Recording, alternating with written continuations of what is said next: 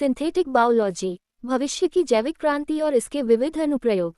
परिचय। Synthetic biology विज्ञान का एक ऐसा क्षेत्र है जो जैविक तंत्रों के पुनर्निर्माण, इंजीनियरिंग और डिजाइन पर आधारित है।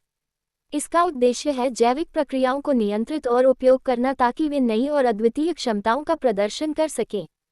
यह न केवल बायोइंजीनियरिंग का विस्तार है, बल्कि यह डीएनए और जीनोम के साथ नई तरह की प्रौद्योगिकी का समायोजन है। सिंथेटिक बायोलॉजी के विकास की प्रमुख धारणाएं। जीन संशोधन और अनुकूलन, जीनोम एडिटिंग जैसे क्रिस्पर तकनीक सिंथेटिक बायोलॉजी के प्रमुख उपकरणों में से एक है।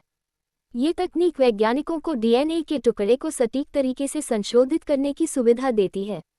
इस संशोधन का उपयोग न केवल रोगों के इलाज के लिए बल्कि जीवों को नई क्षमताओं से लैस करने के लिए भी किया जा रहा है।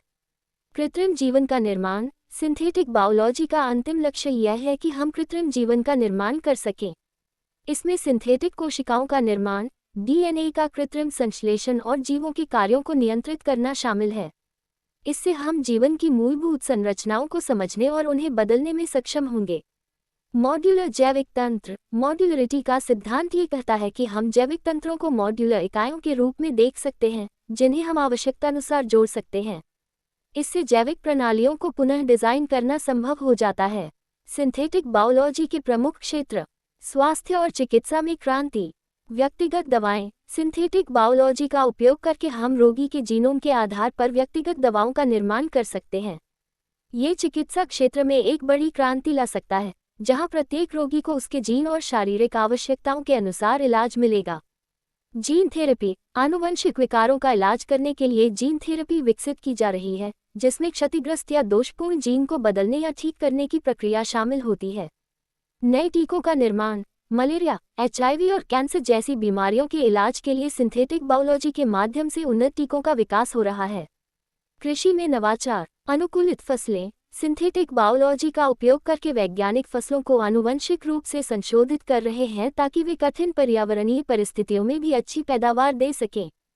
ये जलवायु परिवर्तन और खाद्य सुरक्षा के मुद्दों का समाधान कर सकता है। कीट प्रतिरोधी फसलें। सिंथेटिक बायोलॉजी का एक अन्य उपयोग कीट और बीमारियों से लड़ने वाली फसलों का विकास है, जिससे कृषि उत्पादकता बढ़ेगी और खाद्य सुरक्षा सुनिश्चित की जा सकेगी।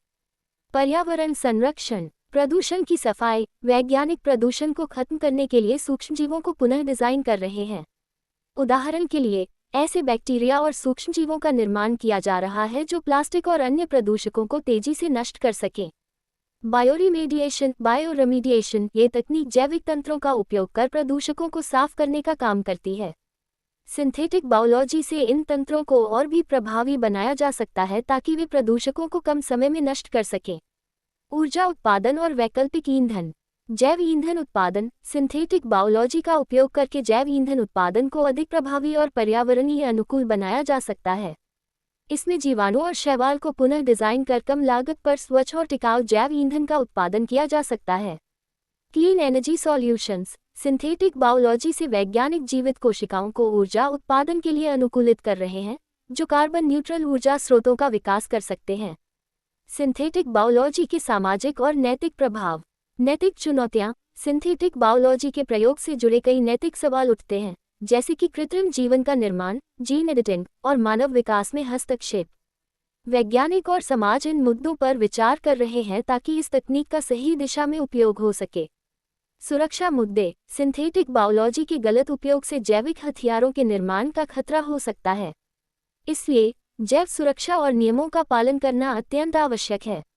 नवाचार और आर्थिक संभावनाएं। सिंथेटिक बायोलॉजी में नवाचार से नए उद्योग और व्यवसाय के क्षेत्र खुल सकते हैं। इसके साथ ही इसके माध्यम से वैज्ञानिक अनुसंधान में निवेश बढ़ेगा और भविष्य में आर्थिक विकास को बढ़ावा मिलेगा। सिंथेटिक बायोलॉजी का भविष्य। सिंथेटिक बायोलॉजी का भविष्य असीमित संभावनाओं से भरा है। ये तकनीक विज्ञान। भूमिका। सिंथेटिक बायोलॉजी आज के समय में विज्ञान के सबसे उभरते और चर्चित क्षेत्रों में से एक है। यह विज्ञान की एक नई शाखा है जो बायोलॉजिकल तंत्रों को डिजाइन करने, संशोधित करने और कृत्रिम जीवन निर्माण में सक्षम बनाती है। सिंथेटिक बायोलॉजी के माध्यम से हम जीवों के जीनोम और कोशिकाओं को इस प्रकार से बदल सकते हैं कि वे विशिष्ट कार्य करने लगे, जिन्हें प्राकृतिक रूप से संभव नहीं किया जा सकता था। इसका उपयोग चिकित्सा, कृषि और पर्यावरण संरक्षण में किया जा सकता है। 1. सिंथेटिक बायोलॉजी का परिचय और उसकी परिभाषा। सिंथेटिक बायोलॉजी को सरल शब्दों में जैविक तंत्रों के डिज़ाइन और इंजीनियरिंग के रूप में समझा जा सकता है। ये जैविक प्रक्रियाओं को इस प्रकार से पुनः निर्माण करता है जिससे हम नए जीवन रूपों का निर्माण कर सकते हैं या मौजूदा जीवों को अनुकूलित कर सकते हैं।